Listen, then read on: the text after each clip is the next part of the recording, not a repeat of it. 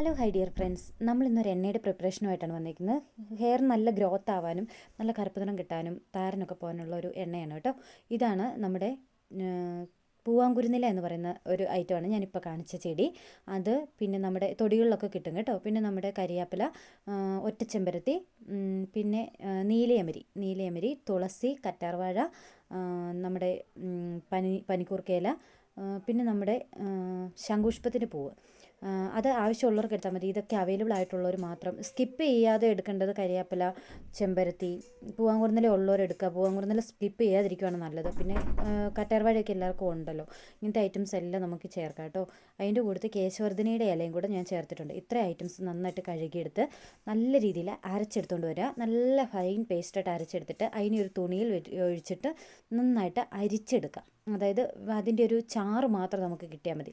അത് നമ്മളൊരു അടികട്ടിയുള്ള പാത്രം സ്റ്റൗവിലേക്ക് വെച്ചിട്ട് ഒരു ഇടത്തരം തീയിട്ടിട്ട് അതിനകത്തേക്ക് നമ്മൾ നല്ല രീതിയിൽ ഈ ജ്യൂസ് മാത്രം ഒഴിച്ചിട്ട് ഒന്ന് തിളപ്പിച്ച് പറ്റിക്കുക, കുറുക്കിയെടുക്കുക. കുറുകുന്ന ഒരു നല്ലപോലെ തിളച്ച് കുറുകുന്നൊരു പാകം നമുക്കറിയാൻ പറ്റും, അതിൻ്റെ വെള്ളമൊക്കെ പോയിട്ട്. ആ ഒരു ടൈമിലേക്ക് നമ്മൾ അതിനകത്തേക്ക് ഒരു 1/2 ലിറ്റർ വെളിച്ചെണ്ണ ചേർത്ത് കൊടുക്കുന്നുണ്ട്. ഓരോരുത്തർക്കും അളവ് ഡിഫറൻ്റായിട്ട് എടുക്കാം കേട്ടോ. ഇതിപ്പോൾ ഞാൻ 1/2 ലിറ്റർ വെളിച്ചെണ്ണയ്ക്കുള്ള ഒരു ഇതേ കൂട്ടാണ് നമ്മൾ എടുത്തേക്കുന്നത്. 1/2 ലിറ്റർ വെളിച്ചെണ്ണ ഒഴിച്ച് കൊടുക്കുമ്പോൾ ഈ പച്ച ഇതിൻ്റെ ഇതോടെ ചേർന്ന് നമുക്ക് ഈ ഇതെല്ലാം കൂടി ഒന്ന് മിക്സ് ആവാനായിട്ട് ഒത്തിരി ടൈം എടുത്ത് വരും.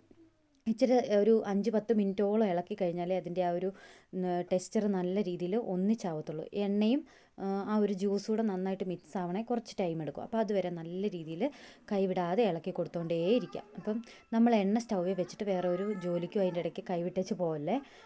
നന്നായിട്ട് അന്ന് ഇളക്കി യോജിപ്പിക്കുക. സൈഡിലൊക്കെ പറ്റിയിരിക്കുന്ന എല്ലാം കൂടെ ചേർത്ത് നന്നായിട്ട് ഇളക്കി യോജിപ്പിക്കുക.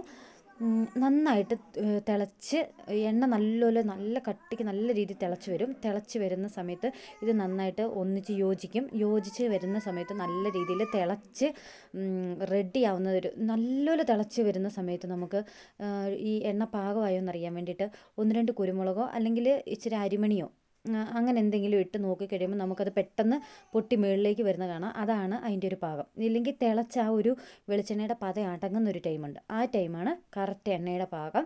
ആ പാകം നോക്കിയിട്ട് മൂത്ത് അതിലും കൂടുതൽ മൂപ്പ് കൂടി പോകരുത്, അതിൽ കുറഞ്ഞു പോകരുത്. ആ കറക്റ്റ് പാകത്തിൽ തന്നെ സ്റ്റൗവിൽ നിന്ന് പെട്ടെന്ന് തന്നെ ഇറക്കി മാറ്റി വെക്കുക.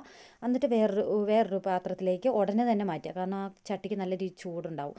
അപ്പം നമ്മൾ ഫൈനൽ എണ്ണ നമ്മളൊരു ഇതിലേക്ക് ആക്കിയിട്ടുണ്ട്. ഇത് കൊടുക്കാനുള്ളതാണേ. അപ്പം നമ്മുടെ എണ്ണയുടെ പ്രിപ്പറേഷൻ കഴിഞ്ഞ് നമ്മളത് കസ്റ്റമർക്ക് കൊടുക്കാനായിട്ട് നമ്മൾ റെഡിയാക്കി ഒരു കുപ്പിയിലേക്ക് ആക്കി വെച്ചിട്ടുണ്ട് കേട്ടോ. അപ്പോൾ ഇത് എല്ലാവരും ട്രൈ ചെയ്ത് നോക്കണേ. Tata, bye bye.